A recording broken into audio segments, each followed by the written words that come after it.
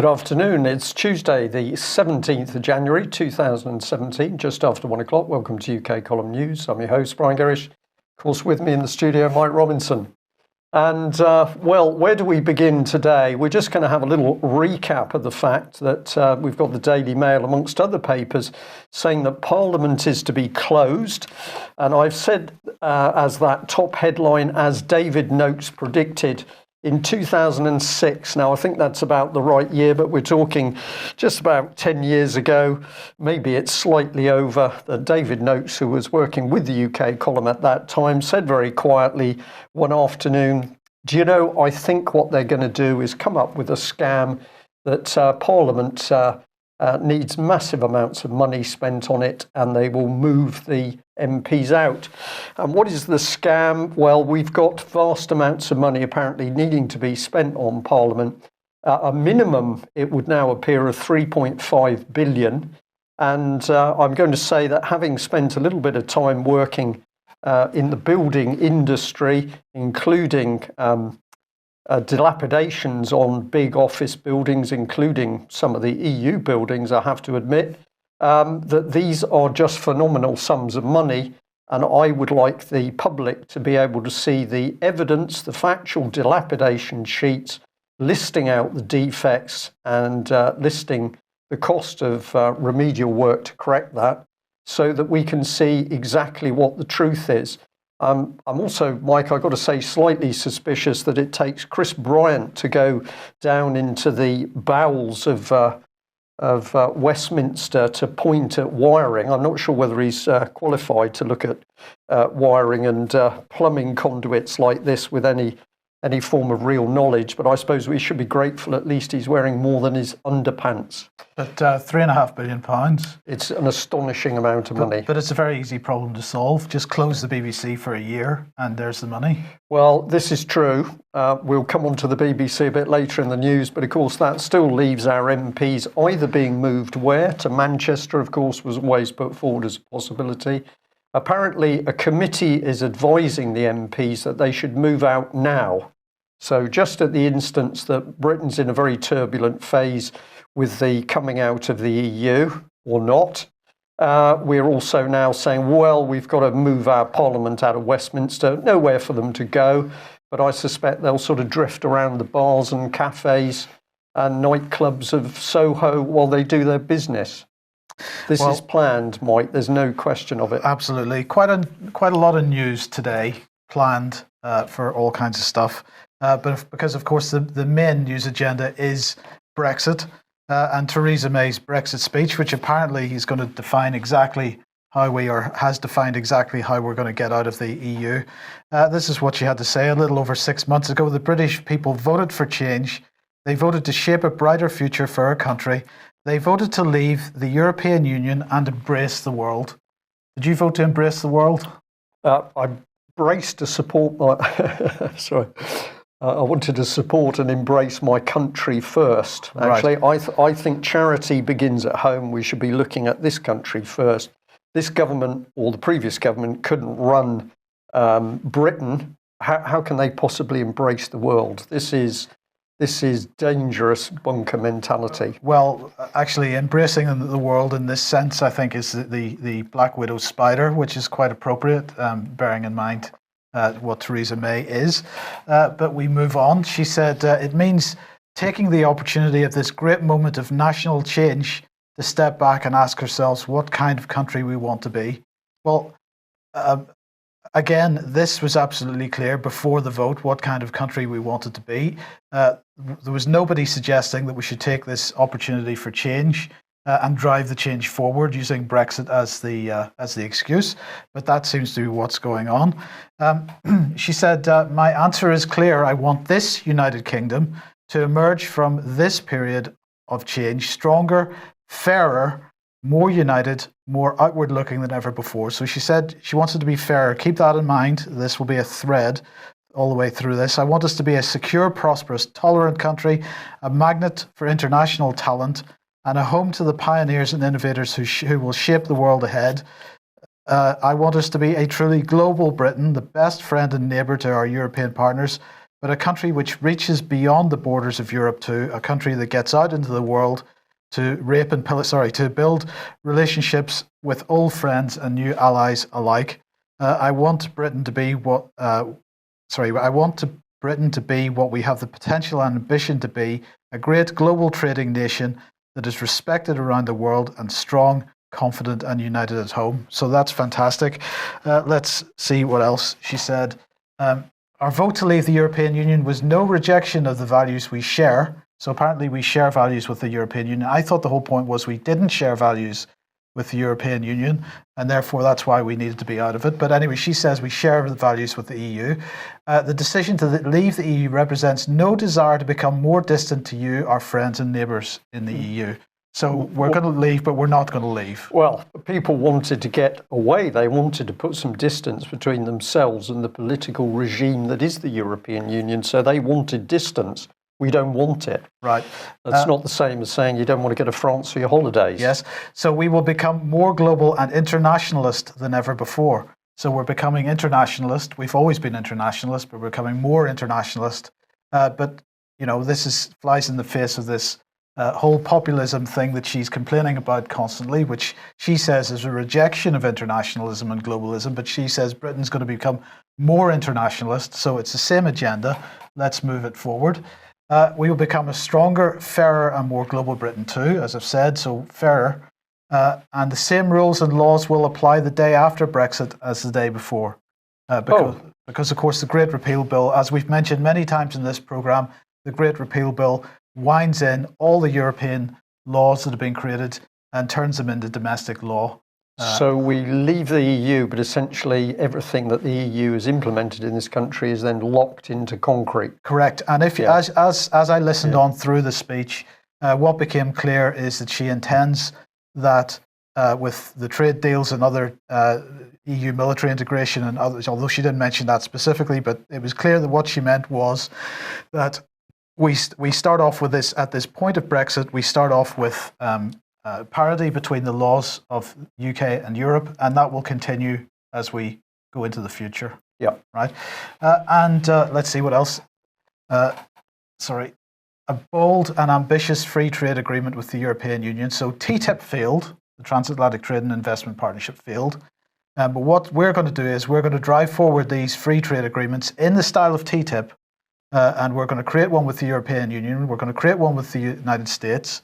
And so will that not just be TTIP if we've got the US, Britain and the EU all in free trade agreements?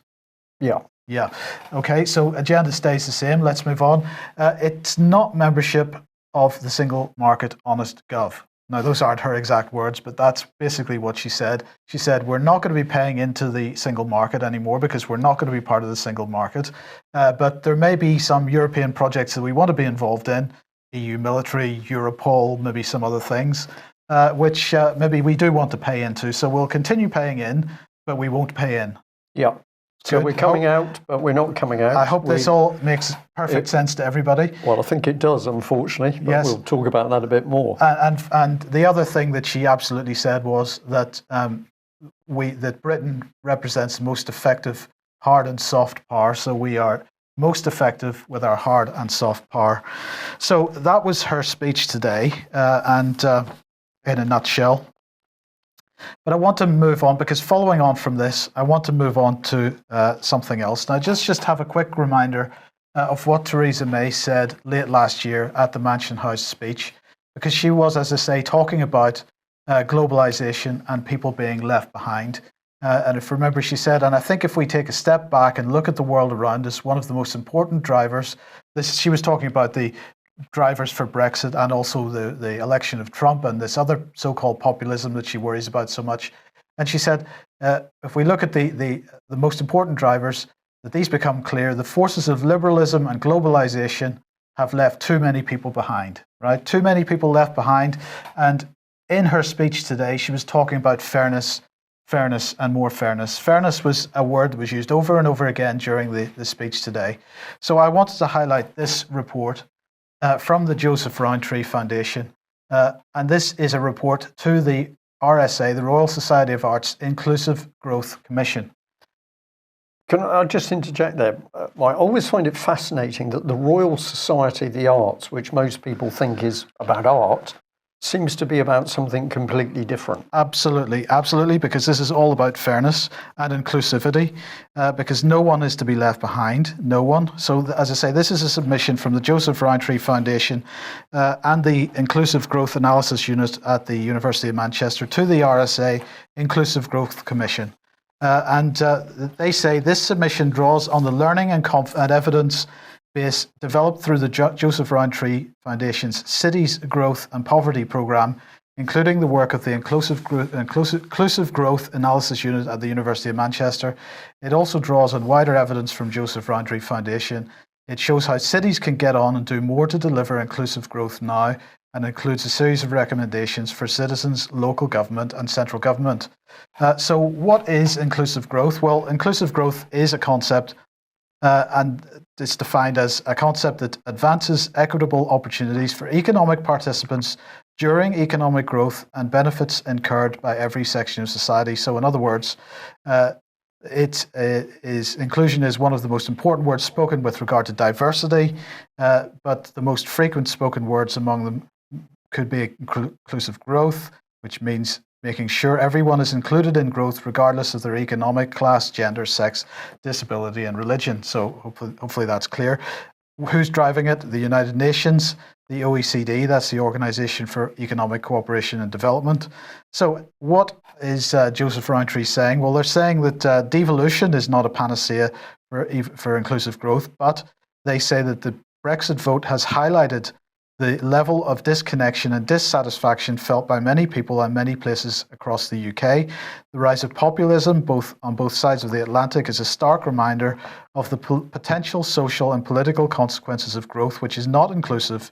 It is worth noting one of the key finders from the Joseph Rowntree Foundation's report, Brexit Vote Explained, which was that poverty, low skills and lack of opportunity, that people from all levels of qualification were more likely to vote to leave the EU in low-skilled areas compared to high-skilled areas. So again, we're talking that's only the thickies that vote for Brexit. And Theresa May was stressing, of course, how we need more skilled, intelligent people to come into the country. Absolutely.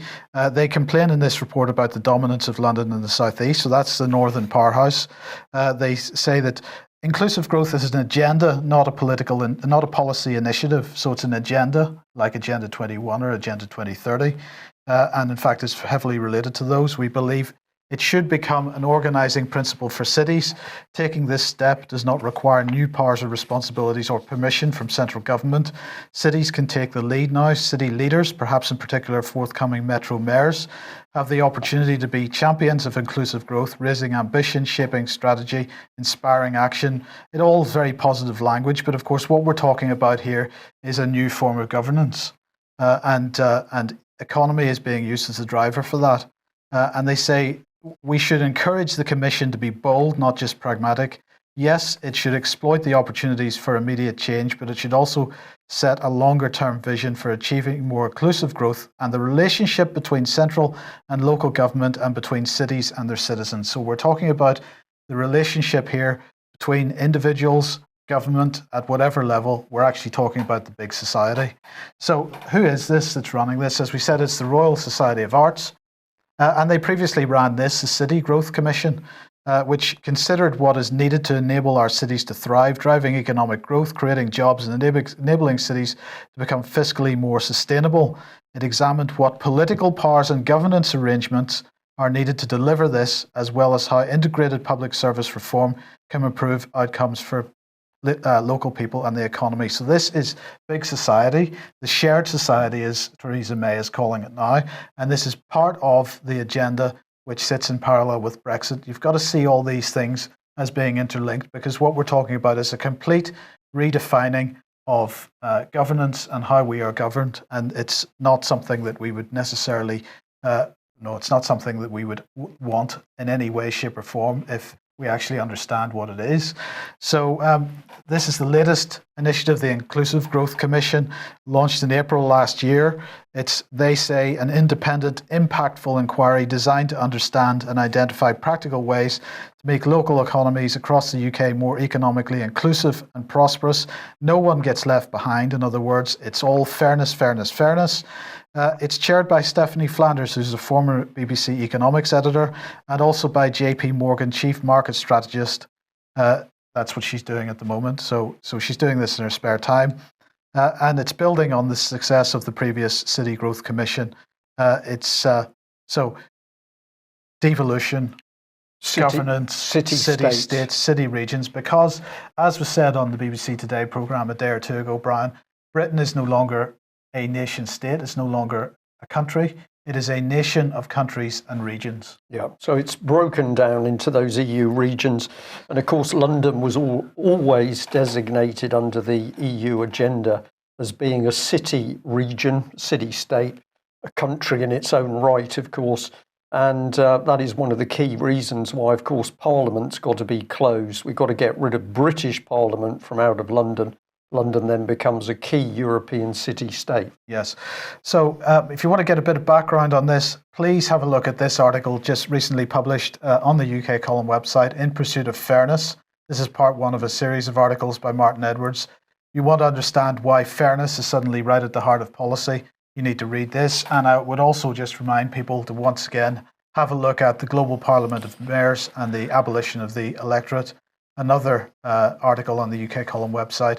It'll give a bit of background to this. Now, related to this is a bit of an ad for an event this evening. It starts this evening, live at 5 o'clock. If you go to the Global Daily website, you'll find this. This is Sustainable Development Goals Live, SDG Live. And that starts tonight. This is from Davos, because the World Economic Forum annual meeting at Davos is happening at the moment.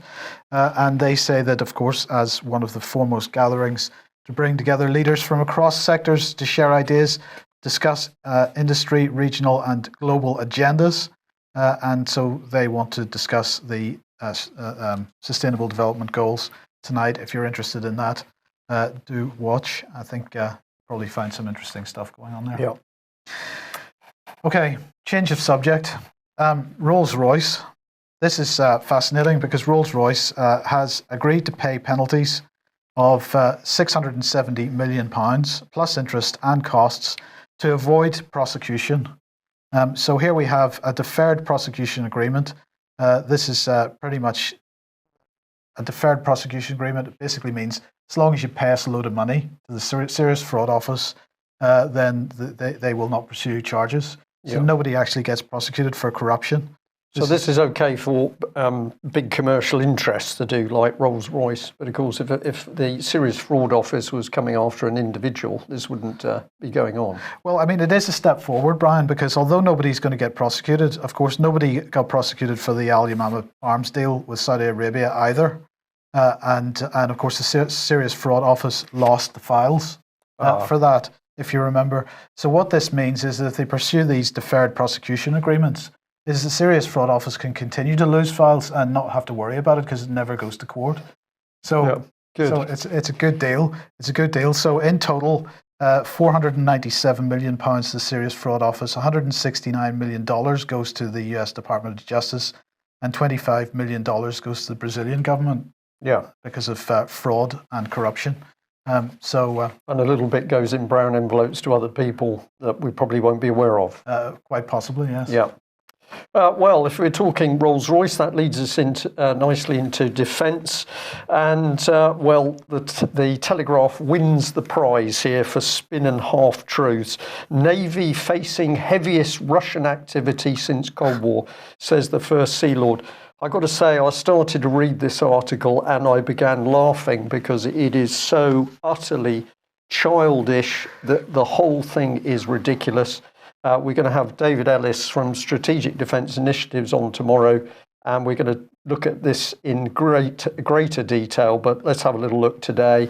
Apparently, the Royal Navy is facing the greatest challenge from Russian submarines and warships for more than 25 years. Well, I have to say that I was in this game 25 years ago. I was a specialist in this field of finding submarines.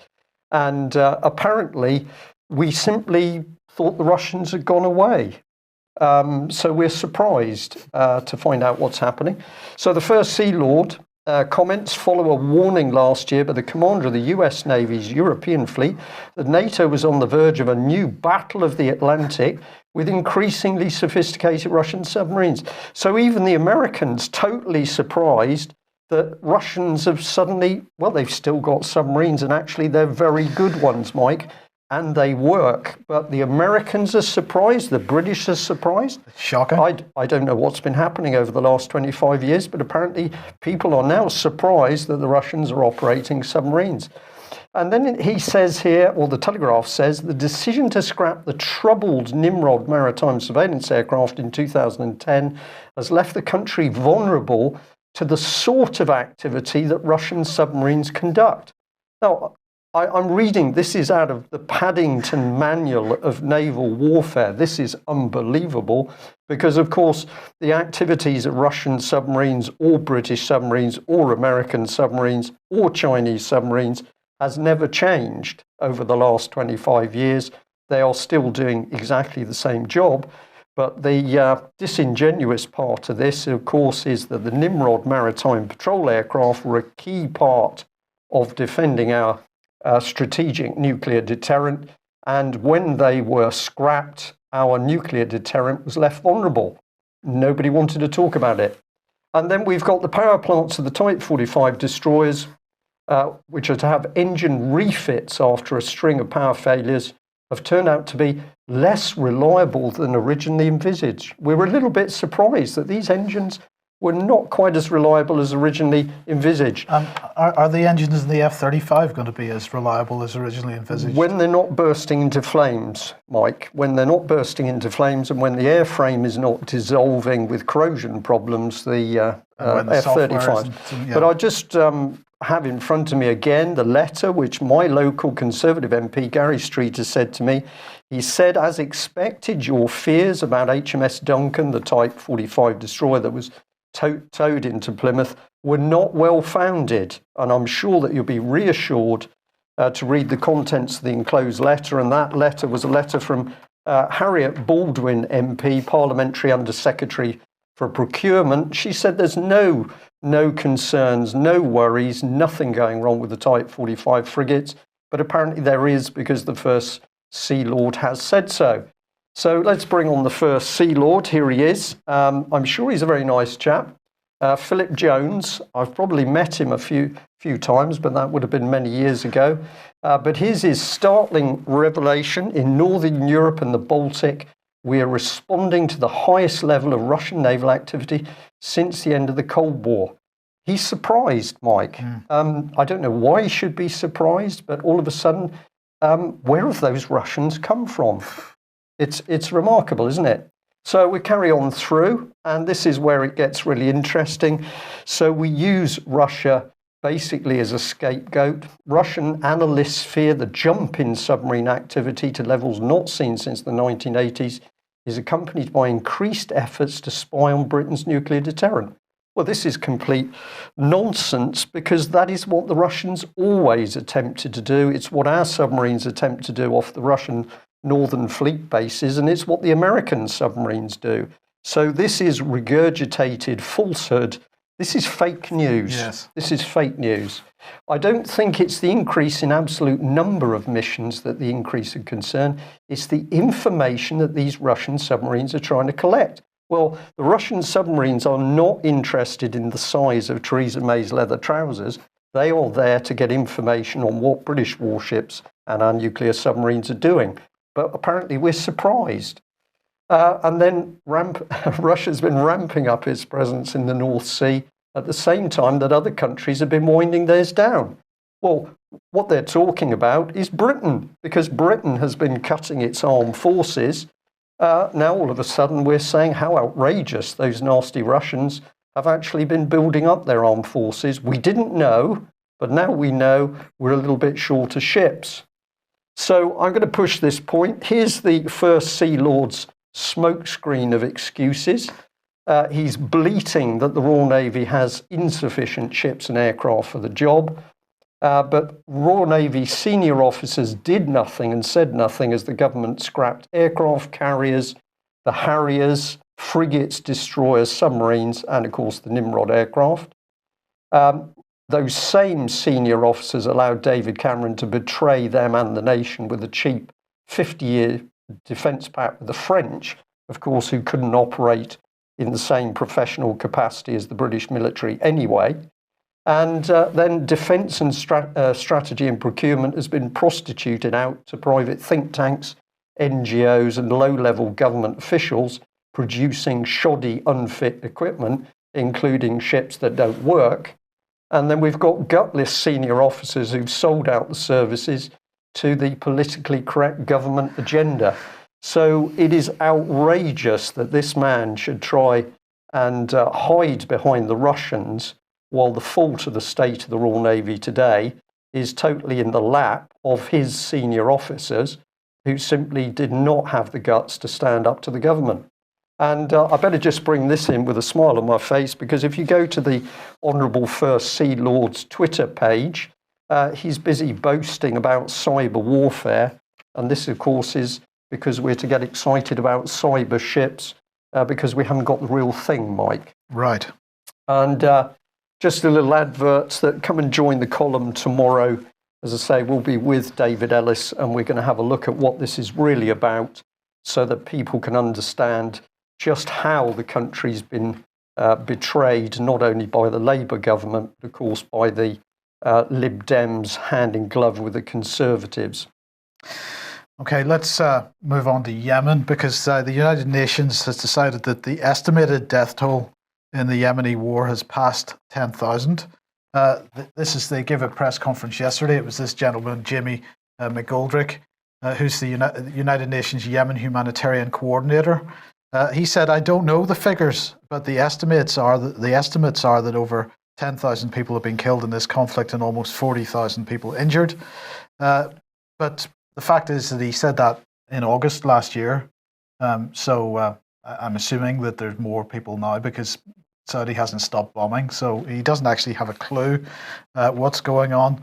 Well, I'll just highlight the quote that was on RT from Kim Sharif. Now, we had her on UK Column News about a year ago or so. She is a human rights lawyer specialising in Yemeni issues. And she told RT that these people are this is the Saudis committing war crimes routinely, systematically against the people of Yemen. So there's no question that it's more than 10,000 at this point. Now, what Jamie McGoldrick said yesterday, he went on to say that there are about 11 million people in Yemen who need some sort of protection in terms of human rights. He said, well, I'm not quite sure what some sort of protection might entail. Of course, perhaps stopping the Saudis bombing, weddings, funerals, whatever it is they feel like. That might be a good place to start with offering humanitarian protection to people. It might be. I think they're unlikely to get it. So let's bring in the European Union, because thanks to an eagle-eyed viewer, we were given some really outstanding information very early this morning. So let's have a look. This is the document, and it's Media Neighbourhood, it's journalism training, and it's a handbook for journalists. And why are we interested in it? Well, this is all about the EU's Neighbourhood project in reality, but this is about training journalists so that they can use European Union sources of information to promote the European Union. The word media there, Brian, it looks like the same kind of typeface and colour as BBC Media Action uses. Well, Mike, this is pretty impressive that you should say so, because who actually produced this document of how to recruit, train, and use journalists for the best possible outcome of the EU is the Media Action. Right. They were given the contract, and here they are at the bottom. Of course, the EU says it was also involved. Of course, they were paying for it. But the EU then says, well, but we're not responsible for anything in this booklet.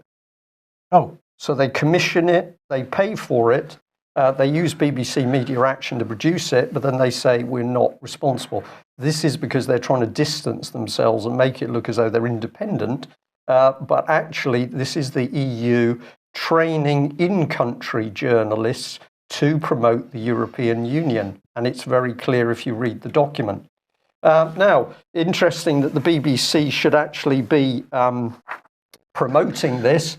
I can't show you too much on the screen because the typeface on this is very small, but I can read you a bit. It says the European Union has 28 member states with more than 500 million citizens.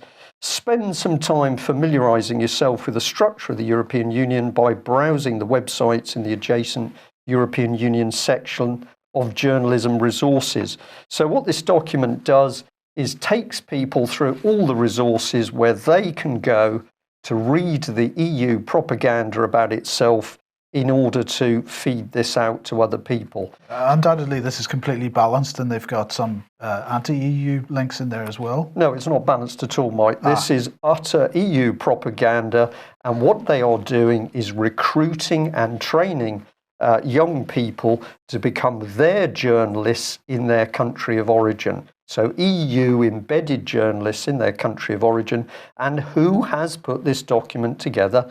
The BBC.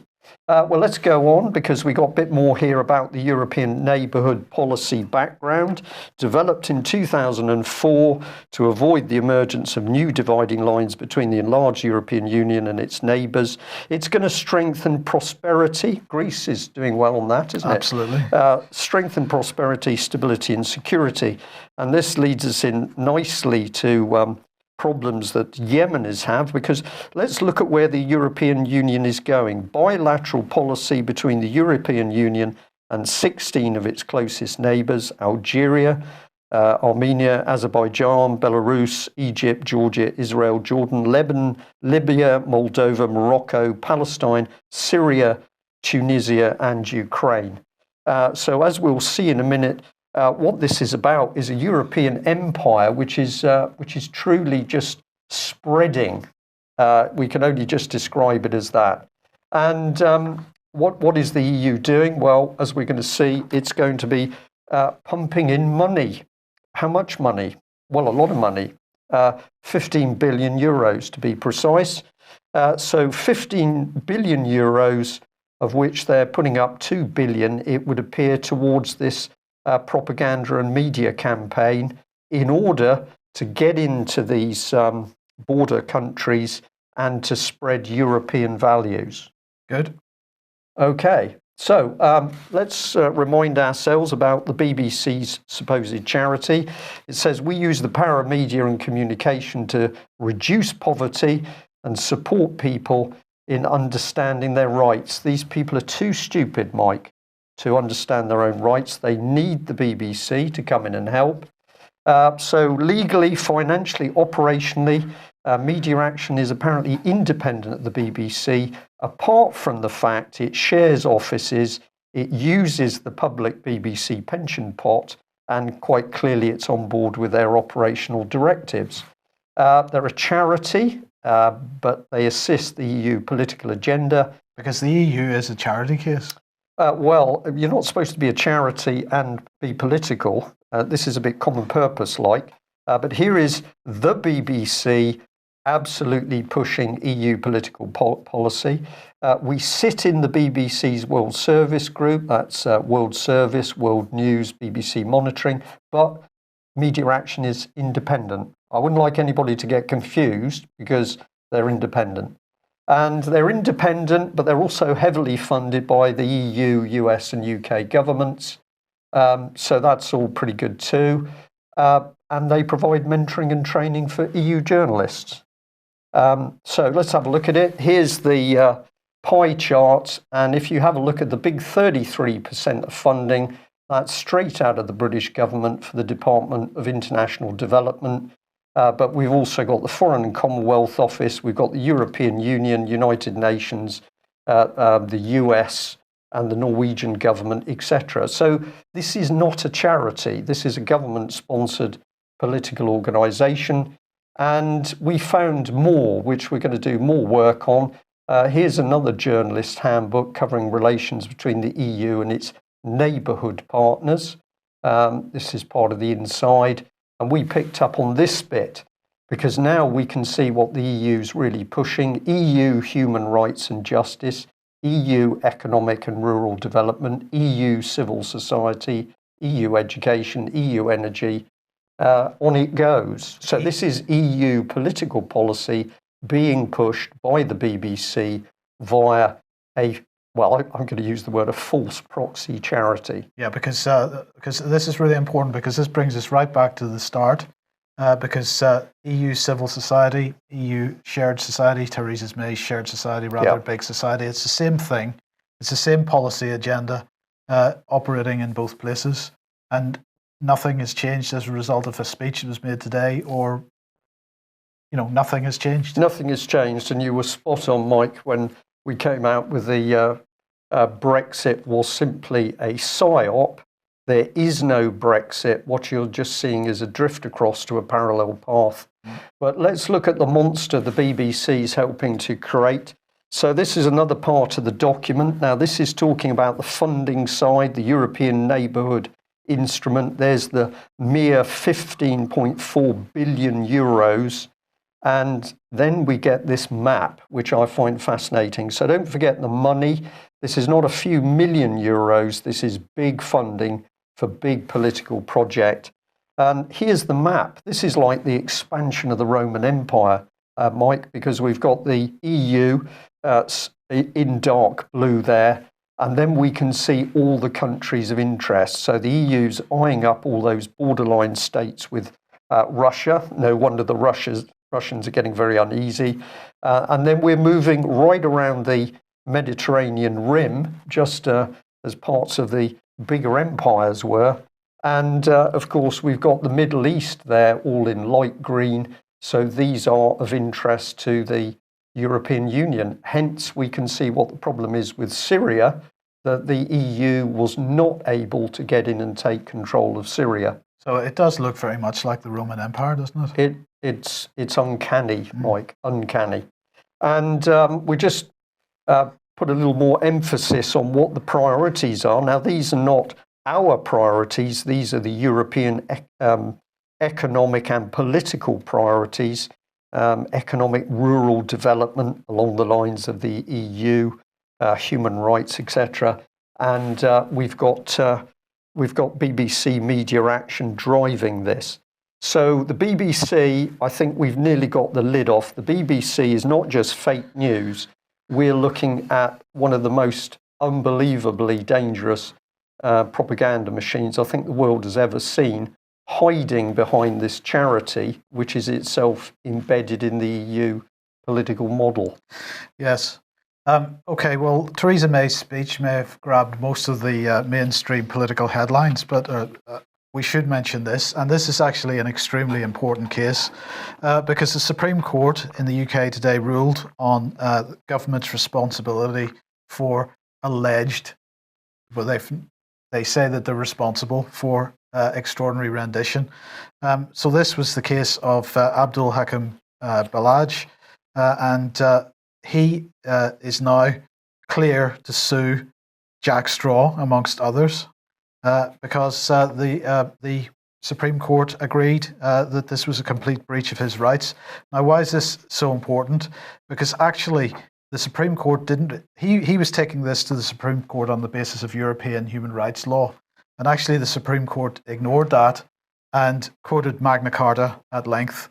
So they quoted that no free man shall be taken or imprisoned or dispossessed of his liberties or be outlawed or exiled or in any way destroyed except by a legal judgment of his peers or by the laws of the land. And so Magna Carta, again, Magna Carta has never failed in a British court so far because we haven't got this European-style law fully embedded in our system yet. Once again, it's been used by the Supreme Court, and we've got to applaud them for that. So he is now free if he wishes to sue Jack Straw. Also, Sir Mark Allen, who's MI6's former head of counterterrorism. He can sue MI6, MI5, the Foreign Commonwealth Office, the Home Office. And of course, they all denied any wrongdoing. In fact, he was simply looking for nominal damages of £1 and an apology from the British government. Well, I don't think he's going to get it. But nonetheless, this is an important case because of the way that the Supreme Court has ruled and making use of Magna Carta. Yeah. Well, we often get asked, can't we put in some more good news into our news? And we thought today we should mention alongside this that there's clearly unrest amongst Britain's judges, and we've heard from a number of sources murmurings over quite some time, but it does now appear to be the case that judges, or some of them at least, are getting very uneasy at how we're seeing freedoms and rights stripped away in this country.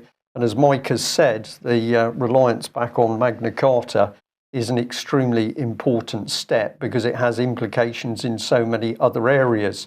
So we would say to our audience, as with the police or even people working for the BBC, please don't brand everybody with the same brush, because clearly inside big organisations there are people who are concerned of what's going on. We need to encourage them to speak out.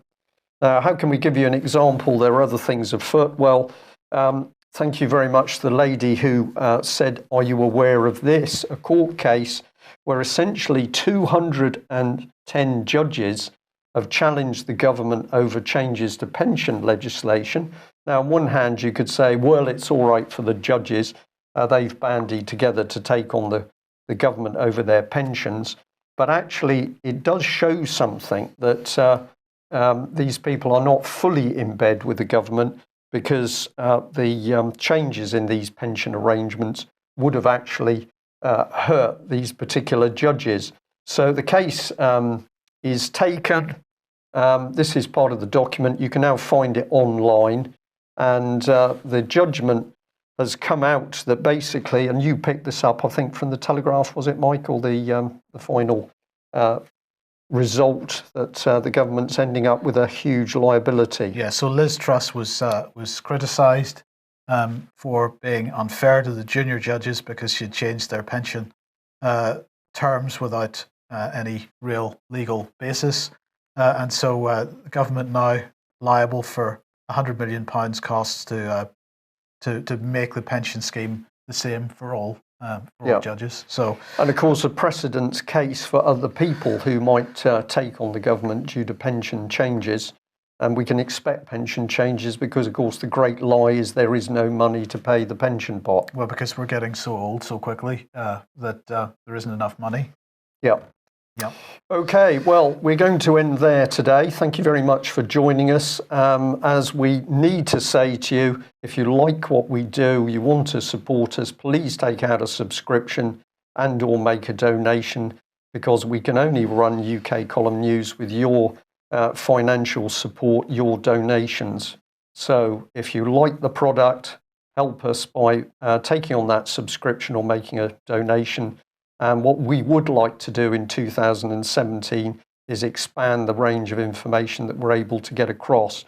We think today we've highlighted some extremely important material, the great conservative lie of Brexit. We're also seeing the immense danger as Britain's armed forces are simply dismantled. And then in the background, we've got this massive EU superstate, which is not declining. It's using effectively soft power to embed itself in nation states in order to collapse their own government and install the European Union. This is pretty dark stuff, but when people can see what's really happening, we can do something about it. That's it. Thanks for joining us. We'll be back same time tomorrow. Bye-bye.